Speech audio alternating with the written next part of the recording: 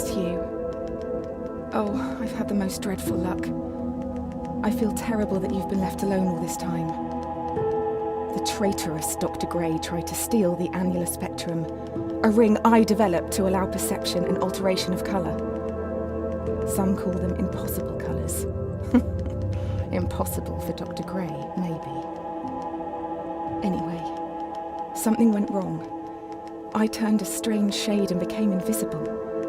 The ring, it fractured, scattering coloured shards far and wide.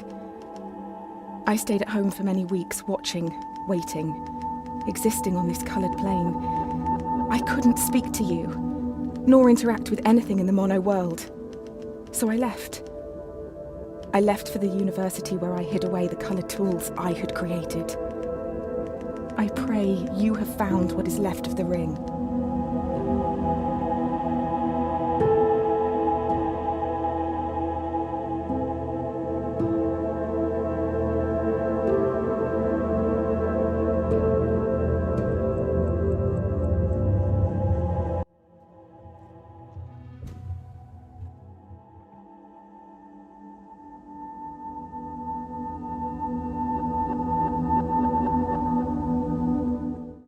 Since the beginning, we have pointed to the sky and declared it blue. It is this shared vision, this unquestioned understanding which connects us.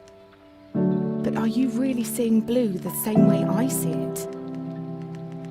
Perhaps blue is nothing more than a shade of grey to you. Perhaps everyone in this world sees nothing but shades of grey. Don't you see, Hugh? This is why we're here. When you enter a cave expecting a waterfall, the chances are your expectations will be met.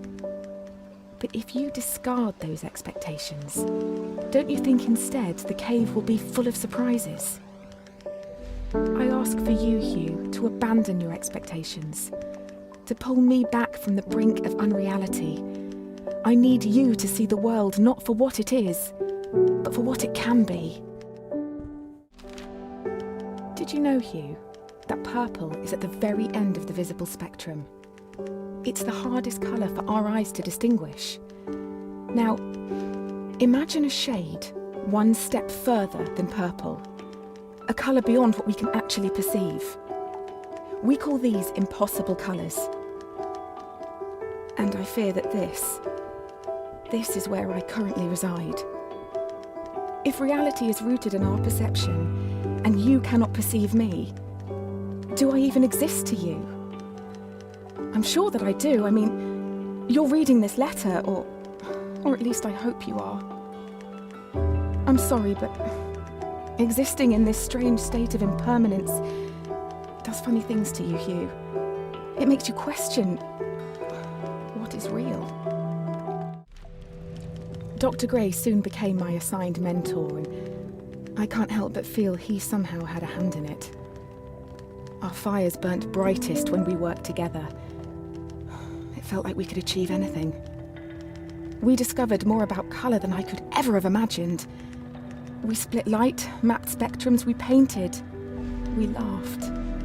We worked long hours, and soon our goal became all-consuming. We were vessels. The work became more important than us, and we knew it. It's funny, I don't remember much after that day on the grass. I do know that Dr. Gray and I spent many a time together. I would compliment him on his work, and his cheeks would flush with a pinkness. He'd notice and change the subject, embarrassed. This work we were doing together, it didn't feel much like work anymore. Did you know, Hugh, that every language first has a word for black and for white, for dark and for light?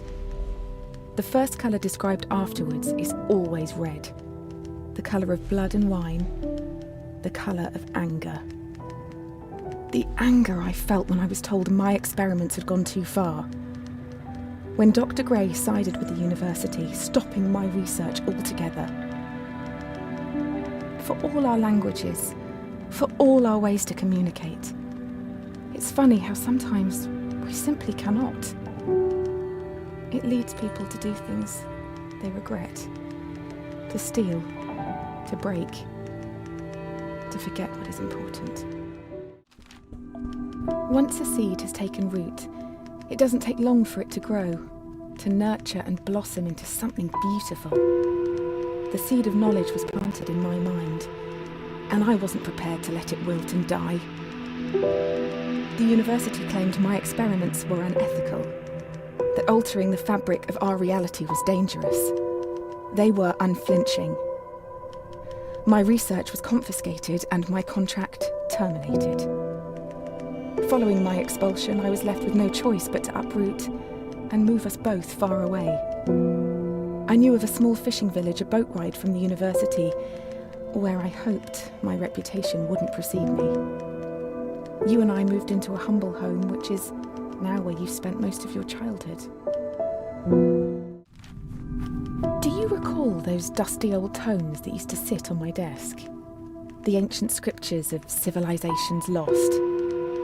I spent hours poring over them, searching for clues to support my research. Aside from their wonders, one thing stood out above all else. Blue, or specifically the absence of it. Other colours were detailed at length, but not blue. It was never mentioned at all.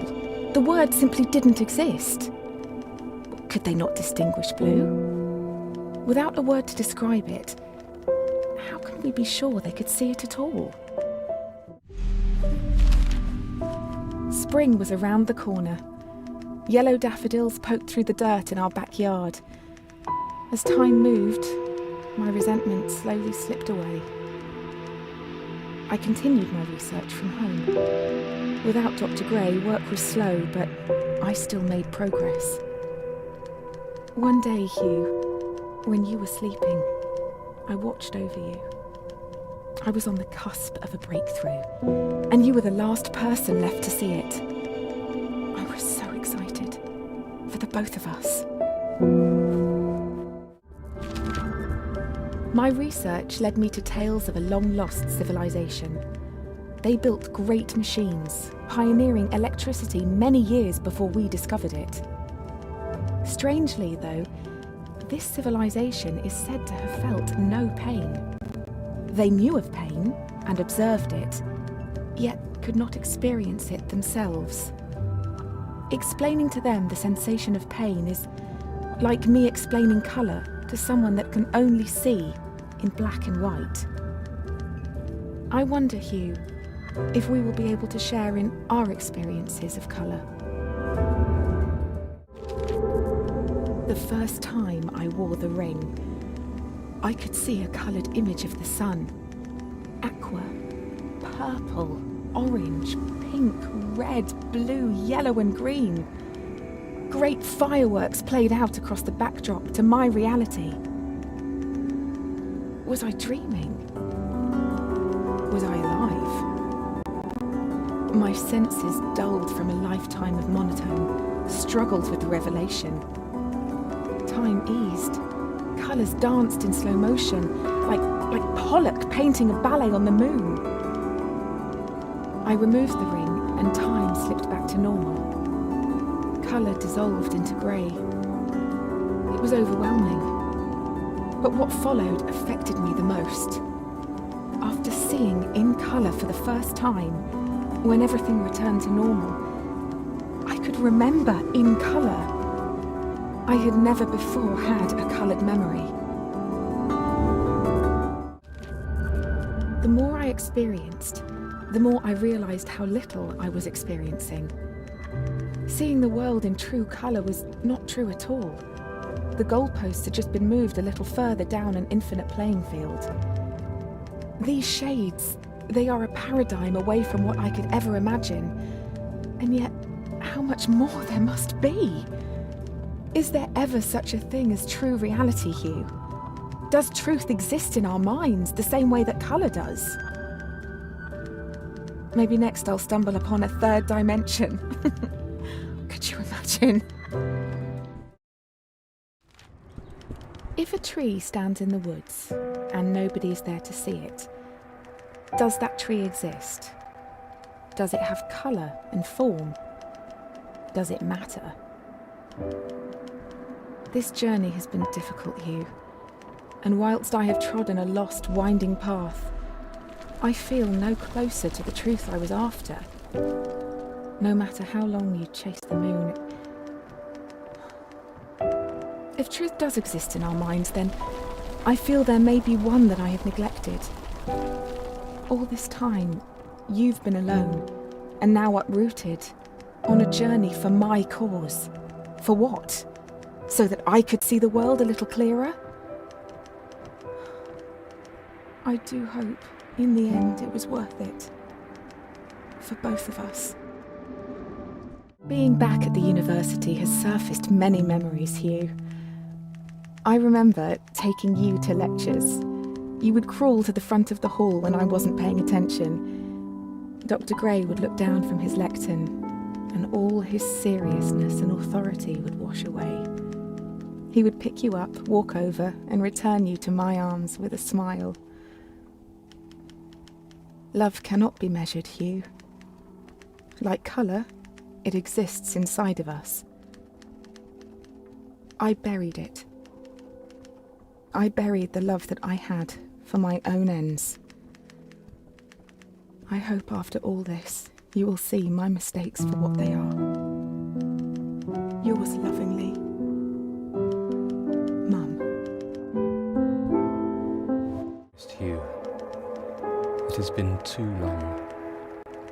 You have grown so much.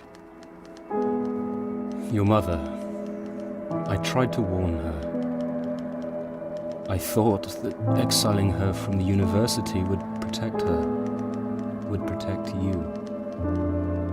She did not understand that some people choose not to see. I never stole the ring from her, Hugh. I tried to destroy it, before it destroyed her. I now know she had it under control. She knew what she was doing. My intervention shattered the ring, altering your mother's very fabric. My only reprieve is that you were able to follow in her footsteps, to experience her work firsthand. We do not see things as they are, Hugh. Instead, we see them as we are. Your mother, she has been waiting for you. I expect she will be thrilled to see how far you've come.